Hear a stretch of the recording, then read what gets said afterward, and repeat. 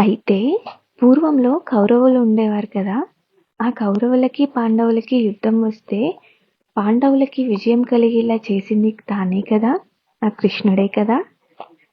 దిక్కులేని ద్రౌపదికి అనుగ్రహం ఇచ్చి ఆవిడని రక్షించిన వాడు తానే. అలాగే గోపికలు ఉన్నారే, ఆ గోపికలు అనేకానేక బాధలు పడుతుంటే వాళ్ళని రక్షించింది కూడా కృష్ణుడే. అయితే ఈ నారద మహర్షి భక్తిదేవితో ఇలా అంటున్నాడు, అమ్మా, ఏం దిగులు చెందకు. ఆశ్రయించిన వాళ్ళ కోసం ఆ కృష్ణుడు ఎవరి కోసమైనా ఎక్కడికి అయినా వెళ్ళలేదు చెప్పు అన్నాడు. వాళ్ళు ఎక్కడ ఉంటే అక్కడకు వచ్చి రక్షించేవాడే పరమాత్మ. నువ్వు కూడా ఆయన అంటే చాలా ప్రియమైనటువంటి దానివి. నీకు ఆయన అంటే ప్రియము, ఆయనకు నువ్వంటే ప్రియము కనుక నువ్వు ఏం బెంగపడాల్సిన అవసరం లేదు. తప్పక కృష్ణుడు వస్తాడు, వచ్చి రక్షిస్తాడు. అయితే ఈ నారద మహర్షి ఆ పిల్లలిద్దరి దగ్గరకు వెళ్ళాడు. ఆ పిల్లలను చూసి చాలా దయ కలిగి వెంటనే ఆ జ్ఞాన వైరాగ్యాలని సృష్టించాడు. తట్టాడు, లేవండి అని. లేవండి అన్నాడు, లేవలేదు వాళ్ళు. వాళ్ళ చెవుల దగ్గరికి వెళ్ళి గట్టిగా 4 వేదాలని చదివేశాడు.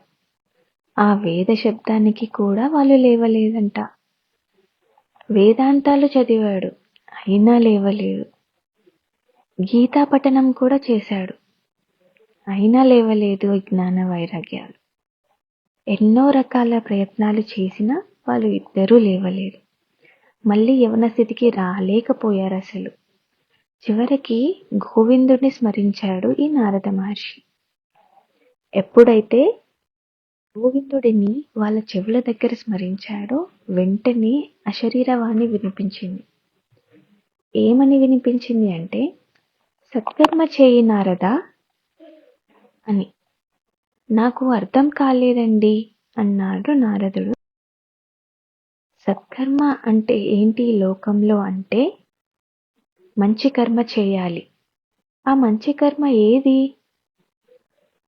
నేను ఈ మంచి కర్మ చేయడం ద్వారా ఈ జ్ఞాన వైరాగ్యాలు మళ్ళీ యవన స్థితికి వస్తారు.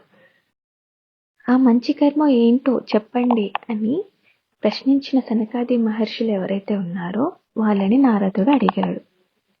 ఈ సత్కర్మ ఏంటో అని అందరినీ అడుగుతూ అలా అలా తిరుగుతూ ఇక్కడికి వచ్చేసరికి మీరు కనిపించారు అని సనకాది మహర్షులతో అన్నారు.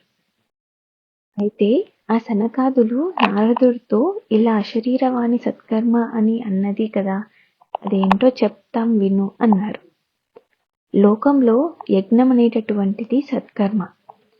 యజ్ఞాలు అనేక రకాలుగా ఉన్నవి. ద్రవ్య యజ్ఞం ఒకటి, తపోయజ్ఞం అనేది రెండవది, యోగ యజ్ఞం అంటారు ఇంకొకటి, జ్ఞాన యజ్ఞం అంటారు ఇంకొకటి. ఇలా అనేక రకాలుగా ఉన్నాయి.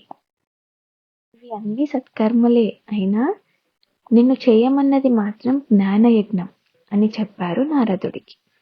ఈ జ్ఞానయజ్ఞంని మాత్రం నువ్వు ఆచరిస్తే తప్పకుండా ఈ జ్ఞాన వైరాగ్యాలు లేస్తారు, తిరిగి యవ్వనవంతులు అవుతారు. అయితే నారదుడు ఇలా అంటున్నాడు, అంటే ఏంటి, నేనిప్పుడు చేయవలసింది జ్ఞానయజ్ఞమా? జ్ఞానయజ్ఞం అంటే ఏంటి, ఏం చేయాలి అన్నాడు నారద మహర్షి. అయితే దానికి సనకాదిక మహర్షులు ఇలా అంటున్నారు, జ్ఞానయజ్ఞం అంటే శ్రీమద్ భాగవతం. శ్రీమద్ భాగవతంని వినిపించు, జ్ఞాన వైరాగ్యాలు మళ్ళీ లేస్తాయి అన్నారు సనకాదులు.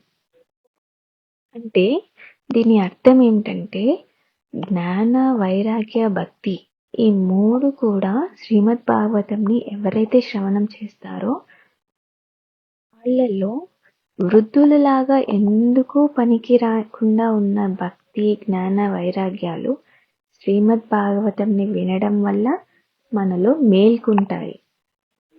అంటే మనకి భక్తి జ్ఞాన వైరాగ్యాలు కలుగుతాయన్నమాట.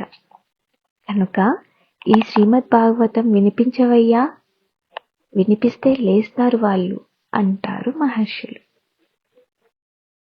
అలా చెప్తూ ఒక మాట అన్నారు.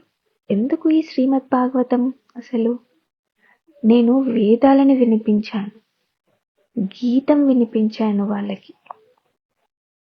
ఇవి అన్నీ చేయలేని పని ఈ శ్రీమద్ భాగవతం ఒక్కటే ఎలా చేయగలుగుతుంది అని ప్రశ్నించాడు నారదుడు మహర్షులని. అయితే మహర్షులు దానికి సమాధానంగా చెప్తూ, ఈ శ్రీమద్ భాగవతంలో ఉన్న గొప్ప విశేషం ఏమిటి అంటే, ప్రారంభం నుంచి చివరి దాకా మొత్తం అంతా కూడా రసమే ఉంటుందయ్యా అన్నారు నారద మహర్షితో. రసపూర్ణమైనటువంటిది ఈ శ్రీమద్ భాగవతం కనుక అన్నారు మహర్షులు నవ్వుతూ.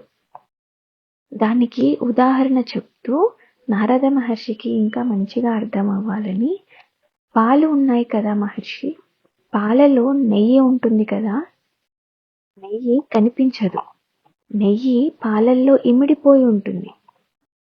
నేను పాలు తాగుతూ అబ్బా నేను నెయ్యి తింటున్నా అని అనుకోగలుగుతావా అని హాస్యం చేశారు.